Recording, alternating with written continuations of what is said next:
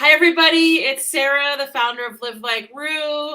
We are here. I have a special guest, and I'm going to let her pronounce her name because I will butcher it.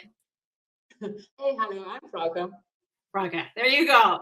So sorry about that, but thank you so much. So actually, her post caught my attention the other day, and I know that we talked about this a little bit, but she is driving her cat 8 hours round trip for cancer treatment. So tell us about the beloved Gwenhifer, please. Okay, you can see her a little bit in the back over there. So Gwenhifer came to me 12 years ago when I was ready to actually get a pet again. And it was by chance. I wanted to have older pets, 12, 13, 14 years old cats, so that they can stay a couple of years with me and I take care for them later on. But then a friend came over and told me, hey, our cat is pregnant, we have kittens, and if you don't take them, then we're don't know what we're gonna do with them. And so that's how I ended up with getting Gwenhifer and her brother. And since 12 years we are teamed together. We are roaming around the world. So they actually have a French passport. I do have a German passport. And together we lived 5 years in Hong Kong, and now we are down here in Texas. And you can see Odin coming around, moving right now on the bottom of the video. Last summer, what actually happened, or in May, what happened is that Gwen's eye started to pop out, and went to the veterinary to see if it's an infection behind the eye. Unfortunately, we were diagnosed with an osteosarcoma. As you can see on the pictures, the eye was enucleated, so taken out by the veterinary, and then we went through the radiation therapy because for those cats, I give my last, how do you say, t-shirt? We have a saying in Germany for that. And so the next veterinary who's available to see her is actually in Austin, which means 3.5 to 4 hours driving to get her to the treatments, and for radiation therapy and chemotherapy. They take them in between 7:30 and 8:30 in the morning. So no chance, but getting the cat into a box, into the car at 3 o'clock in the morning, taking into consideration traffic. And we've done that I think now 6 or 7 times for her different treatments. So we started up with a week of with a CT to see how big the tumor is, and then with a week of radiation therapy where I could leave her at the clinic. They are super understanding over there in Austin, which was very, very helpful. So I dropped her off on Monday, drove back to Corpus Christi, and came back on Friday to pick her up again. In between, she got a lung infection, so she was not really good at the time, and I thought I had to let her go.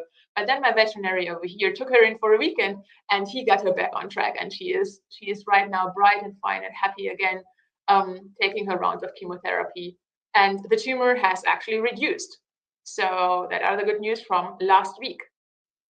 Yeah, I think that's the thing about your post that kind of got me, is that you're doing all of this work and it's working. Like, it's working for her. So I just love that part of it. And you wrote to me that we do anything we can for our animals. It really touched my heart. So I know that you sent me one of your bills for about $2,030.35, and we do have a special fund for cats called Maggie's Friends.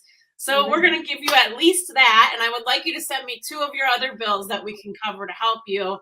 And then anything else you need, we're here for you, please. Awesome. That is so helpful. And it's so, because in December I went through depression because I didn't know how to manage that anymore. It was at the time point, these drives to Austin are quite time consuming and exhausting, because you get up at 3 o'clock in the mornings. I then went into shared office space to actually work, to not lose so many work hours or to get not so much behind. And then you're actually going to go ahead and drive back. And being back in the evenings, and then you go to bed at like 9 o'clock to be ready for the next day of work. So it was in December. I was really desperate and didn't know how to go on with it, because now the CT, which is the $2,000, is ongoing every 2 to 3 months to actually confirm that the tumor is not growing. If then, yes, probably another week of radiation therapy, probably another round of chemotherapy. is what is in the future, and where I don't know if it's gonna work out or not, for keeping her going. But the veterinarian was super surprised and super happy about seeing her reduction so far. So that is the good news. But it's draining, and having a sick cat having a sick pet is exhausting, and is affecting the mental well-being of the pet owners, definitely. Yeah, for sure. So we're happy to grant you some funds, at least to help too with the gas money that you've been spending. I know it's not been easy, but it's our honor, and it's all in the name of Maggie, the cat that this fund is named for. So we're so happy to help you. Thank you. You're so welcome. You're so welcome. And I know that everybody's going to want updates on Gwenhifer. We didn't even say her name. Her name is Gwenhifer. So can you tell us how that name came about? Sorry? How did that name come about? Oh, she's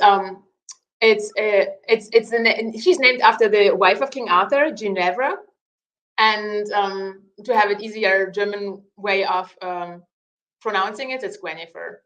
So that's how she got her name. Come on here. You call her Gwen for short, right? I call her Gwen for short. This is all about you. Here she comes, everybody. He's a little bit just like, oh, I have to go up over here. Gwenny. Oh. There you go with that little lady. And you can see from the radiation therapy, she got a little bit of whiting in her face where we had the radiation. This is totally normal. And these are things which happen. So, yeah, and how has she been after her chemotherapy? Is it okay with her? She took it super good. They gave me medication for diarrhea and something else, and I didn't even need that. She's on gabapentin at the moment, so just because the cancer actually affected a little bit the bone of her nasal septum, and so she's sneezing a little bit, and that is a moment. Now she's lying on the lap. That is the moments where I'm trying to alleviate her a little bit. There is another treatment which you can do, which starts with that it's Zolidron or something, which is enhancing bone growth again. So it's reducing bone resorption and enhancing bone formation, which could be a little bit therapeutic. It's anti-cancerous as well. I got the how do you say? I got the treatment plan from the veterinary, but I'm not sure I'm gonna really do that, because this would mean another round of 4 to 5 times once a month driving to Austin to have her administered this medication intravenously. If I could do it at home, that would be much easier. Yeah, that's so hard, and I know those decisions are so hard to make too. I know. So yeah, I'm gonna have it doing when I'm gonna have it administered to her when we are going for the CTs. I think I'm gonna make that happen, but then it will be every 2 to 3 months and not every month. Good. Yeah, that's I'm gonna see with my vet over there. Yeah. So we're gonna go and get there so that she is still happy and just like not suffering. This is the most important thing. Yeah. And, there are a lot of discussions on the group is when do we need to let animals go, and when it's the right decision to let animals go. And as soon as they start actually showing you that they want to go, that they're enough, then it's the right time, I think. Yeah, people always ask me that question, and it is unbelievable how you just know. I know with Rue, I could tell he was done. He was done fighting. Unfortunately, it's really, really hard, but it's something that you do. They tell you. I know it seems crazy until you go through it. That you do actually see it.